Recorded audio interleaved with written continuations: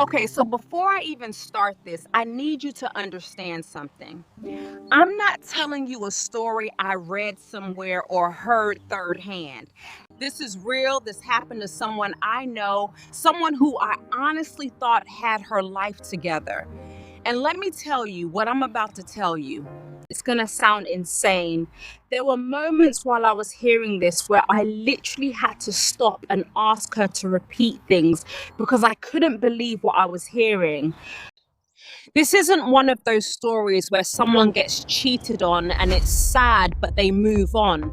No, this is about a woman who got systematically destroyed by the two people who were supposed to love her most. So buckle up because this is about to get dark, gets better. And when I say dark, I mean the kind of dark that makes you want to throw something. Let's start from the beginning. Hello family, welcome back. Before we continue, I have a small request. Kindly subscribe. Your support is what keeps these stories alive. And in the comments, let us know where you're watching from. Thank you.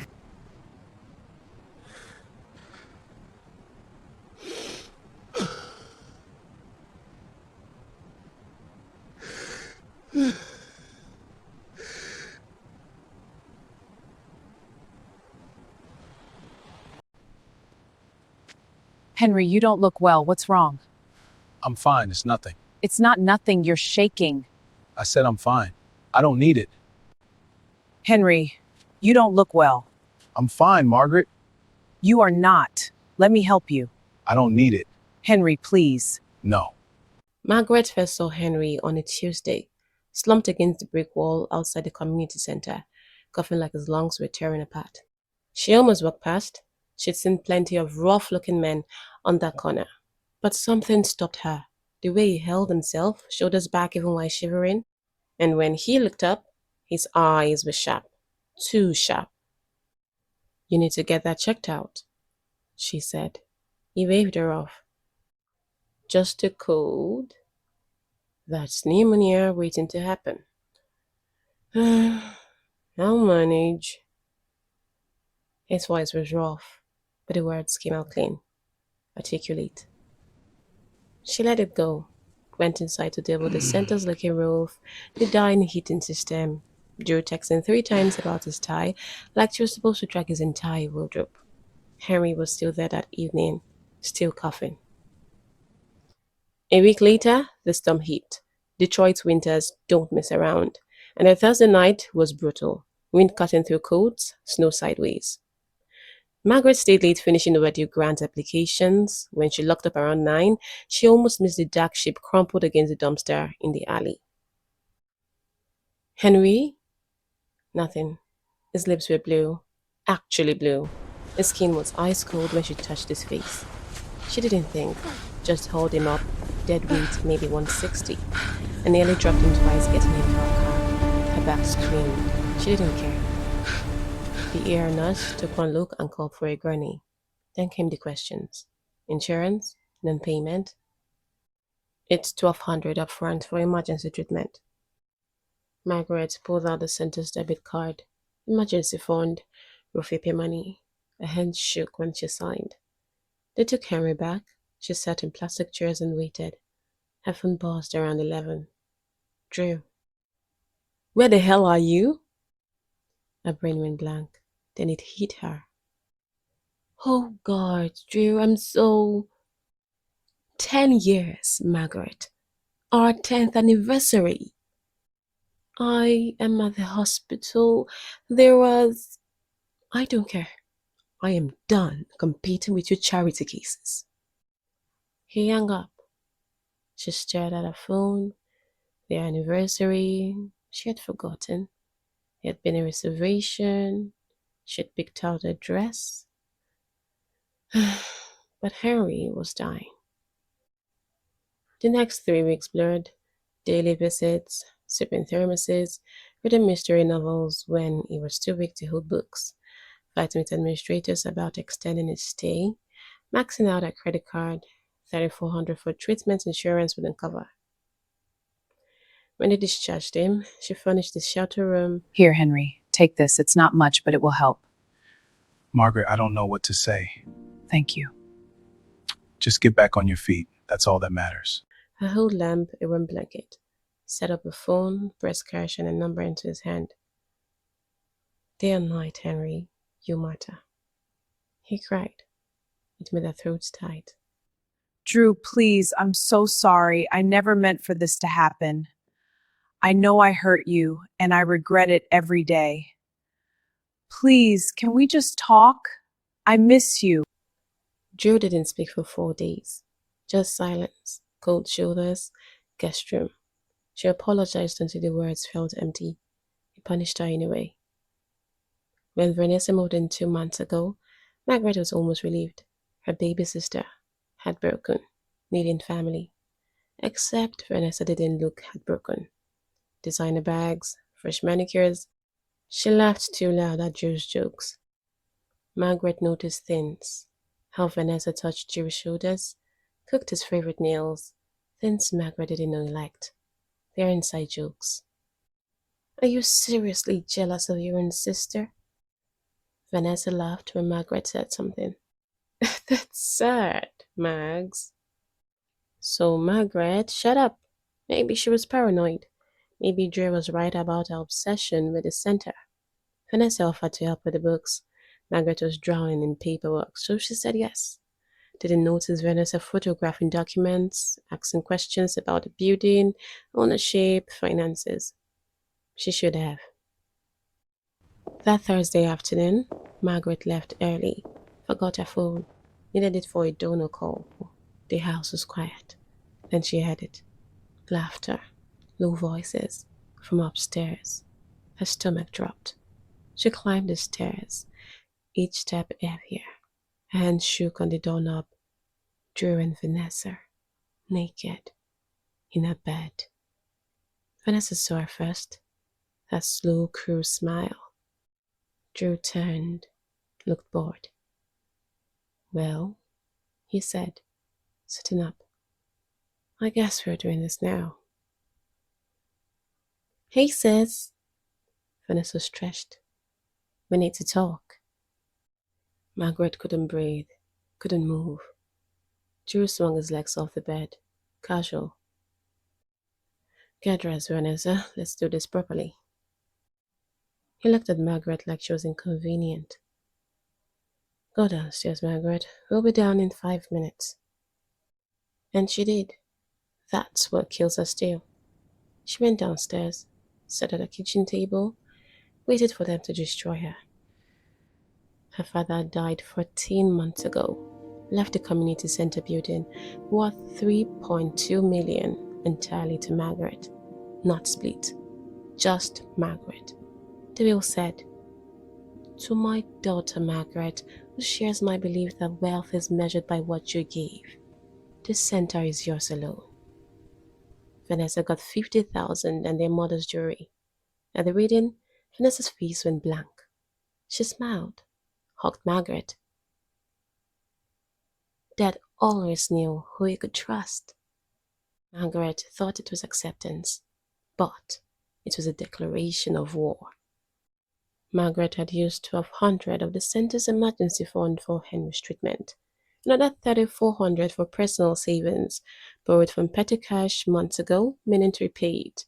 Their checking account was mysteriously drained. Only $340 left when there should be $8,000. Drew said she must have miscalculated. She believed him. Now they were coming downstairs, dressed, composed, united. And Margaret sat at her kitchen table, hands flat against the wood, waiting for her world to end. If you haven't subscribed yet, we'd love you to join our community by hitting the subscribe button and turn on your notification button so you never miss topics that matters. Also, let us know in the comment section where you are watching from and if any of these stories has ever changed your life. They came down the stairs like they were heading to a meeting.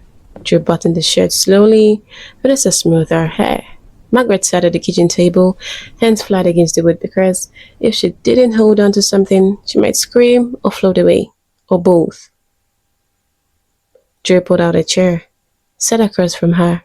Vanessa took the seat beside him. They looked at each other, some silent agreement, and Margaret thought she might be sick. "Let's get this over with," Joe said. "Get what?" Margaret's voice cracked. "What is this?" Vanessa laughed. "God, you really don't know, do you? Vanessa and I have been together for a long time." Joe's voice was flat, matter of fact. "How long?" 12 years. Vanessa leaned back, give or take. The number didn't compute. Margaret did the math twice. That's before we even met? Yeah. Joe's mouth twitched. Vanessa was in college. 17 when we started, 19 when your dad found out and threatened statutory rape charges. So, I left.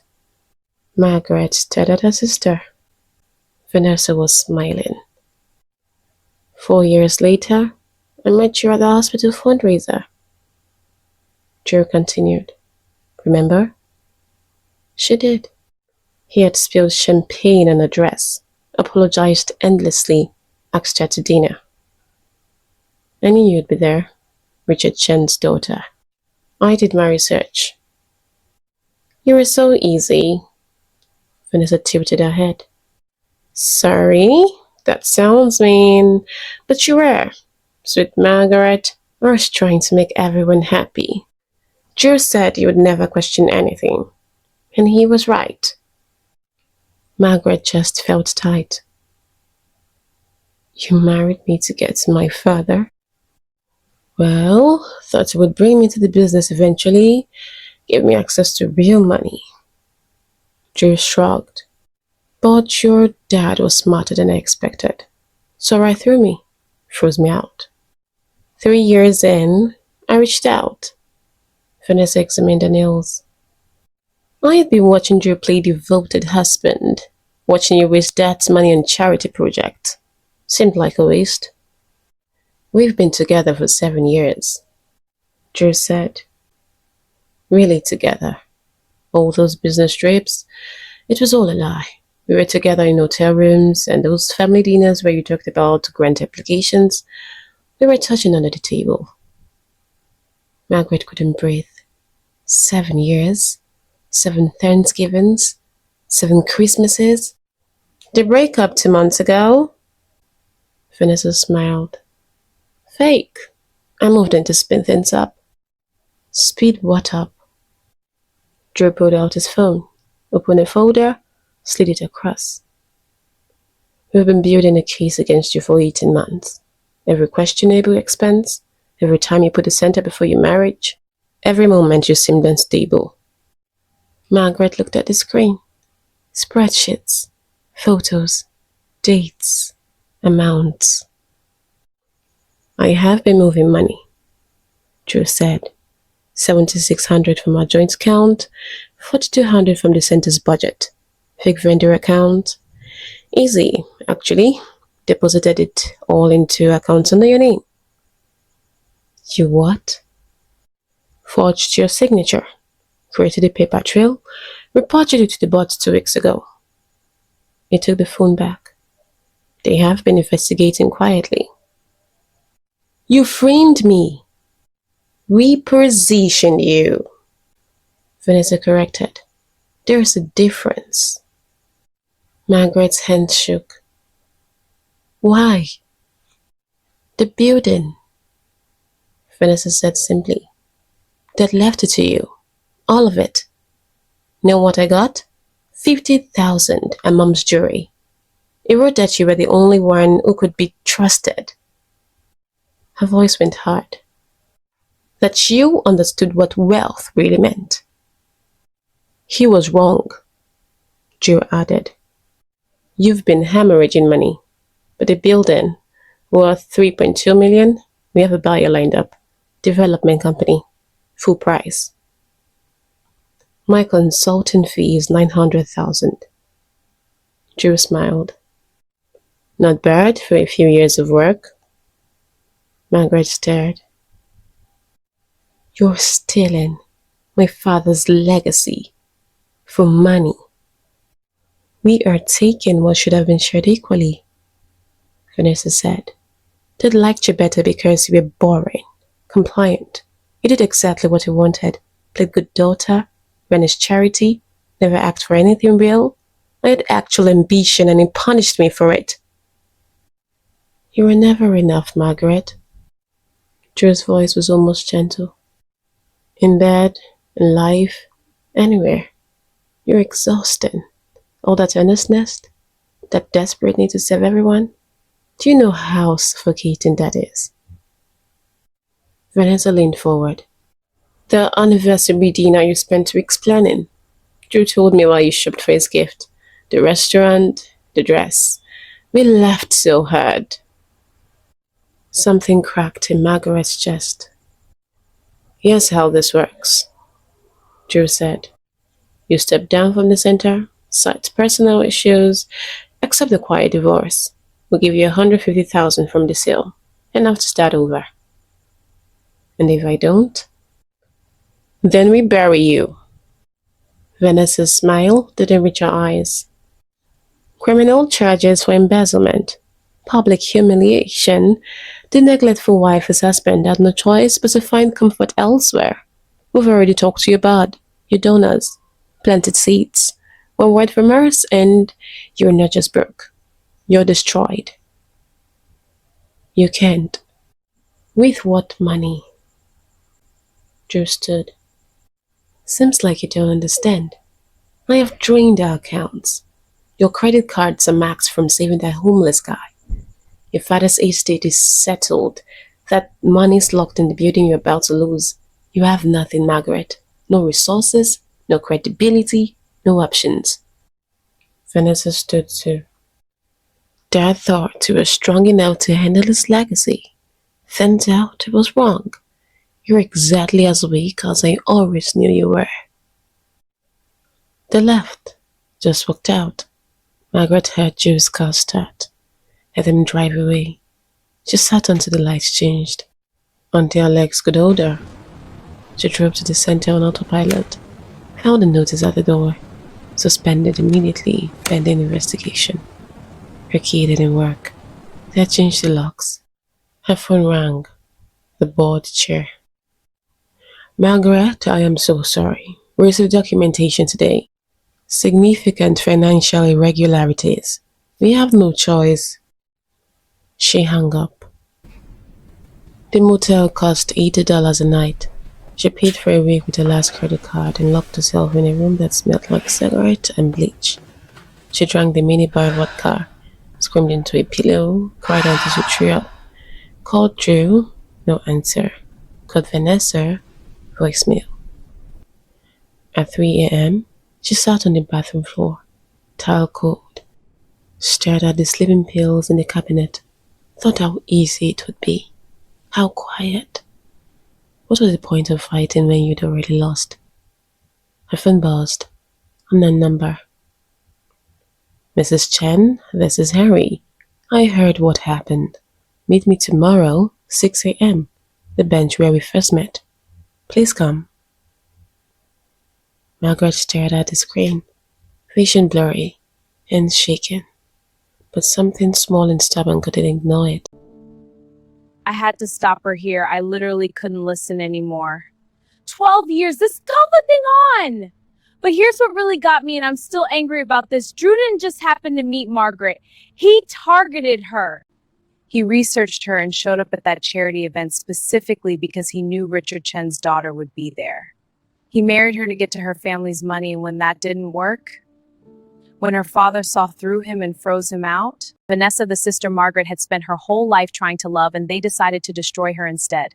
I remember asking, how did you not fall apart right there? And she said, I did, just not in front of them.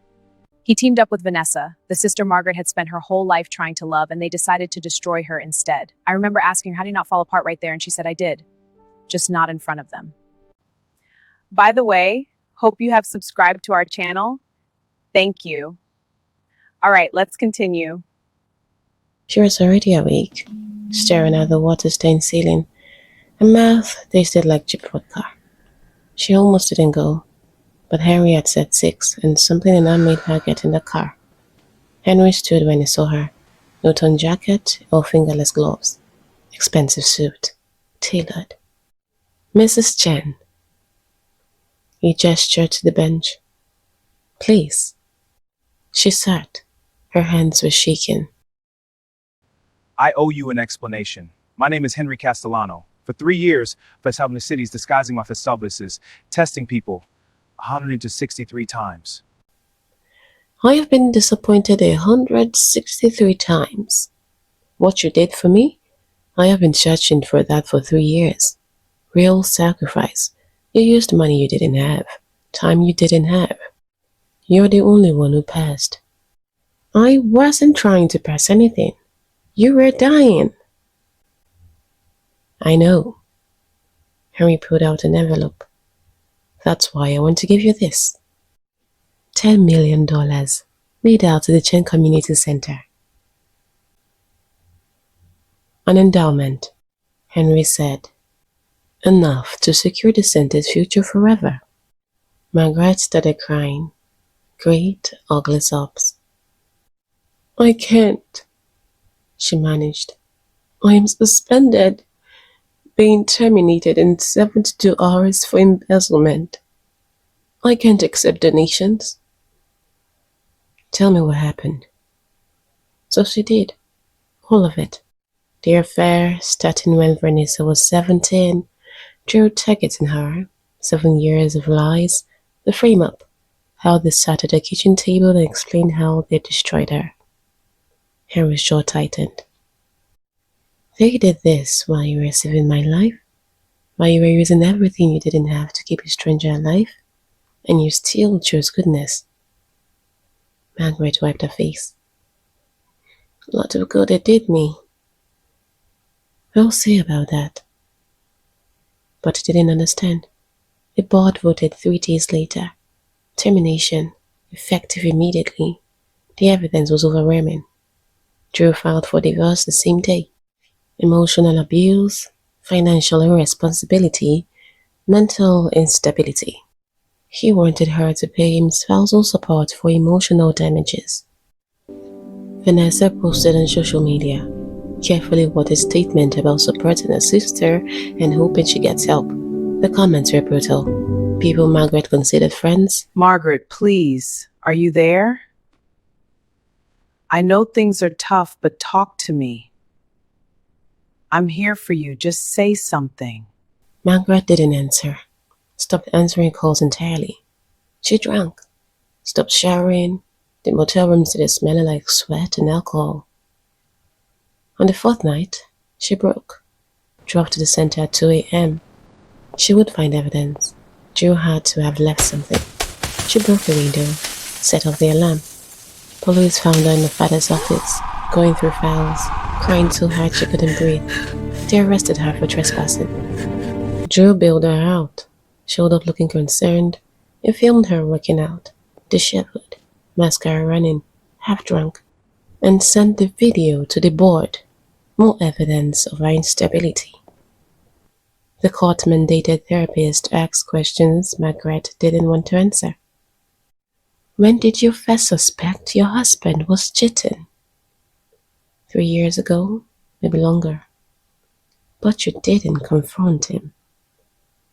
I convinced myself I was paranoid, because admitting the truth meant blowing up my life. I was too scared. And your sister? Margaret closed her eyes. I have known what Vanessa is since we were kids. Cruel, jealous. My father knew too. That's why I didn't trust her. But I kept hoping she would change. Why? Her voice cracked. Because confronting it meant admitting that I'd married a man who didn't love me, that my sister hated me, that I was alone. She went to her father's grave the next day, knelt in the grass, You know, you tried to protect me, and I failed you. I am sorry, Dad. She saw the flowers when she stood, fresh, from that morning. There was a note. Dad, I am finally taking back what should have been mine. Margaret never deserved your trust. Watch me prove it. Love always. Your daughter. Vanessa's handwriting, dated yesterday. Margaret sat in her car and stared. The cruelty of leaving it where she would find it. She thought about just driving, leaving Detroit, starting over. Her phone rang. Margaret? Henry's voice. Listen carefully. I have spent 48 hours having my team investigate. What they found? It's worse than you know. But it's exactly what we need. I don't understand. I have destroyed bigger enemies than Drew and Vanessa. Bankrupted corporations, ended careers, dismantled organizations. I did it legally, strategically, without mercy. And I'm offering to do the same for you. Why? Because you saved my life. And good people should not finish last. So I am asking you a question. Do you want justice? Clean, legal, boring justice? Or revenge? Real revenge? The kind that destroys.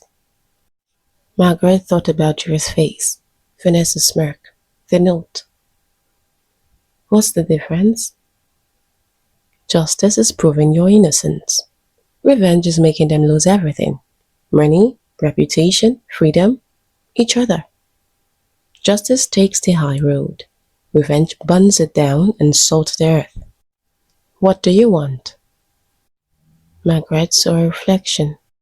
Hollow, broken. I want them to suffer the way they made me suffer.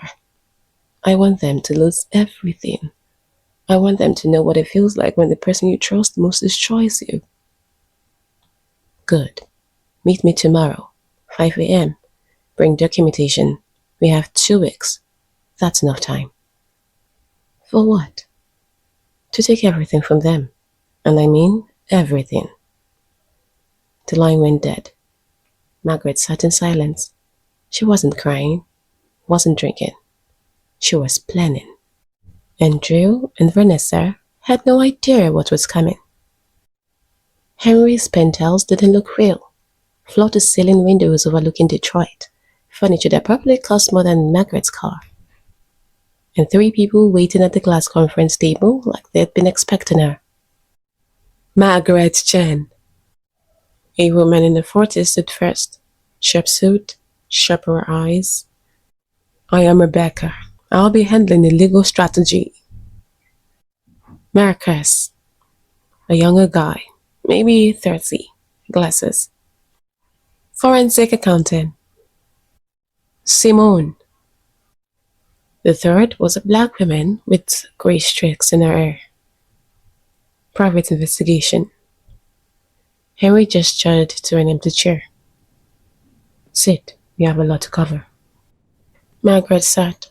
Her hands were shaking again. She pressed them flat against the table. Marcus pulled up a laptop. I have traced every dollar your husband stole. And honestly, it was sloppy. Really sloppy. He's been defrauding other clients too. I have evidence of $340,000 in tax evasion. Jesus. Margaret breathed. Simone? Henry nodded. Simone slid a folder across the table. The affair started when your sister was 17 and Drew was 26. I have hotel records, credit card statements, emails going back 12 years. In some states, that's statutory rape. In all states, it's career suicide when it goes public. Margaret opened the folder. Saw receipts, photos.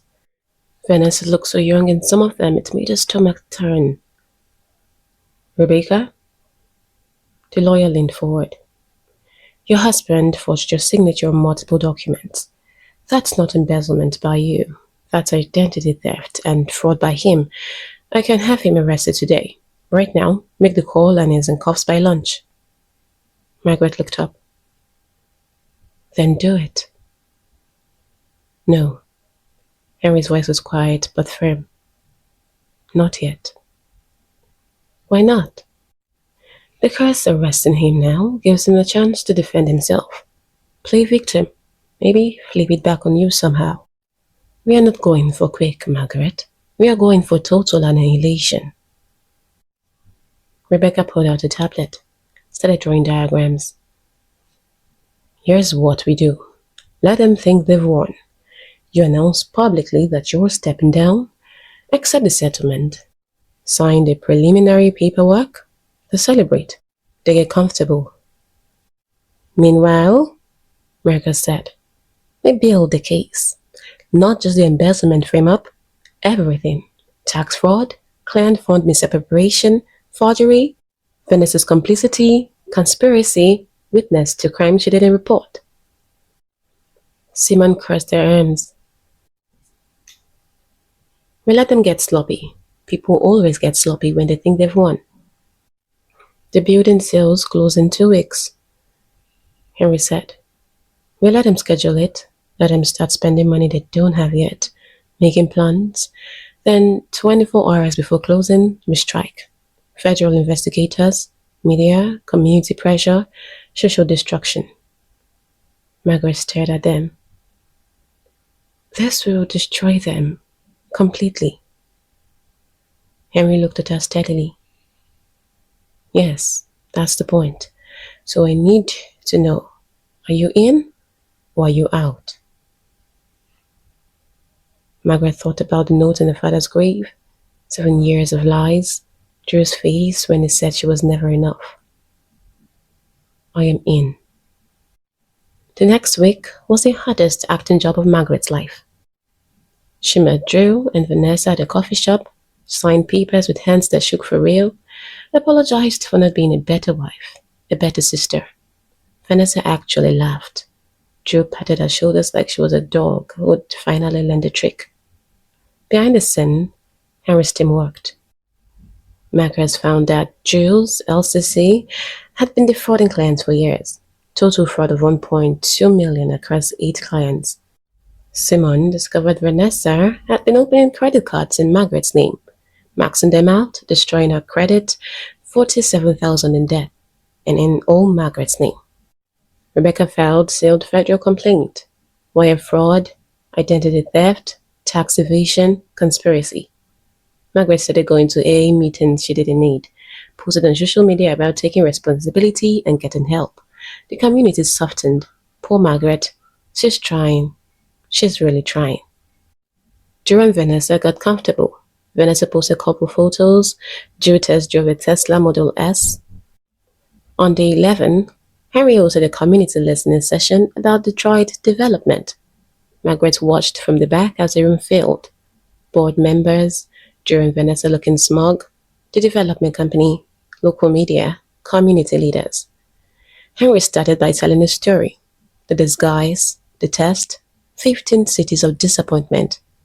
Then he talked about Margaret, the money she didn't have, the 16 hours at the hospital, the sacrifice. People were crying. I came to Detroit to invest $10 million in someone who embodies real goodness, Henry said. I found her, but then I learned Margaret Chen is facing serious allegations, and I need to know the truth before I commit my foundation's resources. He put up slides, questions. Why would someone embezzle $5,400 but spend $4,600 saving a homeless man's life? Why do the bank records show transactions Margaret was supposedly conducting while she was probably at the hospital? Why don't the signatures match? The board shifted in their seats. Drew's face went pale. So I hired investigators. Henry continued. Due diligence. They found some interesting things. New slides. The development company. Shady deals. Environmental violation. Bribes. This is who you were about to sell to. The buyer stood up, walked out. The room erupted in whispers. The next morning, FBI agents arrested Joe at his office. Prep walk, cameras everywhere. Margaret watched the news from Henry's penthouse, coffee cold in her hands. Rebecca filed emergency motions, froze Joe's assets, presented evidence, requested Margaret's immediate reinstatement. Vanessa tried to run, book a flight to Miami.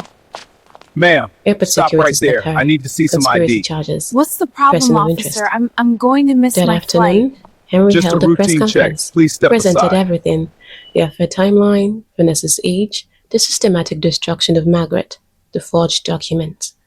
Then he read Vanessa's notes from her father's grave, out loud, on camera.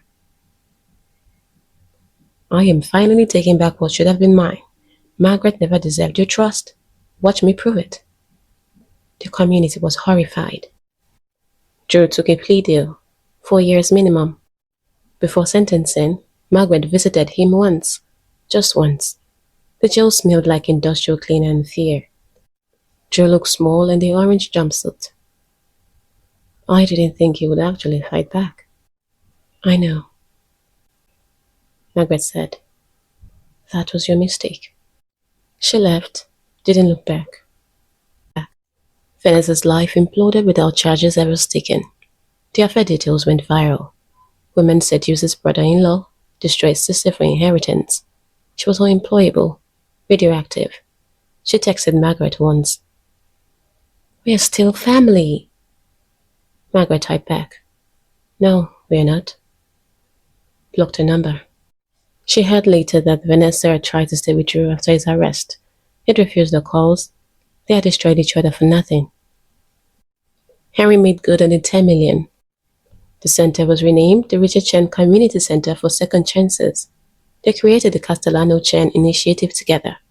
Margaret became executive director, salary 180 a year, real resources, real impact. Within 18 months, the center was featured in national media as a model program.